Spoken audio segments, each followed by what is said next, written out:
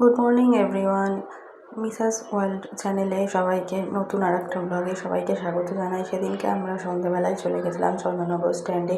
তোমরা সবাই জানো চন্দননগর স্ট্যান্ড একটা ঐতিহাসিক একটা জায়গা। আজকাল স্ট্যান্ডে গরমের জন্য বিকেলবেলাটায় পুরো একবারে যানজটে ভর্তি থাকে।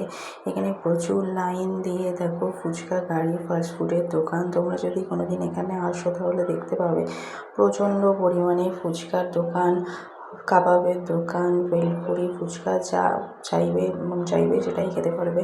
তারপর আমরা একটা ফুচকাওয়ালা চুজ করে সেখানে আমি আর মেয়ে ফুচকা খেতে শুরু করে দিলাম। প্রচুর বাবা বললো আমি এখন খাবো না, ফুচকা আমার ভালো লাগছে না। তাই আমরা মা মেয়ে দুজন মিলে ফুচকা খেতে শুরু করে দিলাম। ফুচকা খাওয়া হয়ে গেলে একটু তোমাদের দেখানোর জন্য ভিডিও তুলে নিয়েছি। দেখো কোন কোন খাবার এখানে তোমরা এলে পেতে পারো। সমস্ত রকমের খাবার পেতে পারো, ফুচকা, আইসক্রিম, ফাস্ট ফুড, সমস্ত কিছু তোমরা এই চন্দননগর স্ট্যান্ডে বিকেলবেলায় পেয়ে যাবে। তারপরে চন্দননগর স্ট্যান্ড থেকে আমরা চলে গেলাম ক্যাফে। ক্যাফে হচ্ছে চন্দননগর থেকে স্টেশনের দিকে যেতে যে রোডটা পড়ে, বাগবাজার থেকে বাঁ দিকে যে স্টেশনের দিকে চলে যেতে যে রোডটা পড়ে সেইখানে গিয়ে একটুখানি এগিয়ে এসে লেফট সাইডে পড়বে ক্যাফে। ক্যাফে মেনু তোমাদের দেখিয়ে দিলাম, ভীষণ রিজনেবল প্রাইসে সব কিছু খাবার দাবার পাওয়া যায়। আমরা নিয়েছিলাম একটা চিকেন স্টিম মোমো।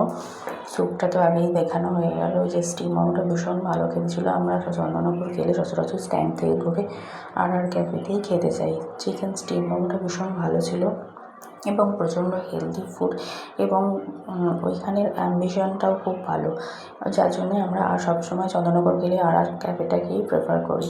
আমার মেয়ে খেয়ে নিচ্ছে এখন মোমো। আমি একটু মোমোটাকে ভেঙে দেখানোর চেষ্টা করেছি। তারপরে আমরা নিয়েছিলাম একটা চিকেন পকোড়া।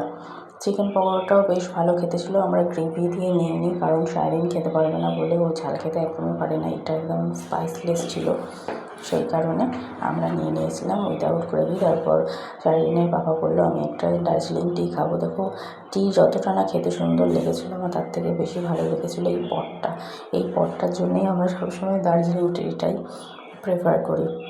দার্জিলিং টি খাওয়া হয়ে গেল। তারপরে আমি তোমাদের ক্যাফের অ্যাম্বিশনটা দেখানোর চেষ্টা করছি। সেদিন ছিল অক্ষয় তৃতীয়া, যার কারণে এখানটা ভালো করে সাজিয়েছিল, ভীষণ সুন্দর।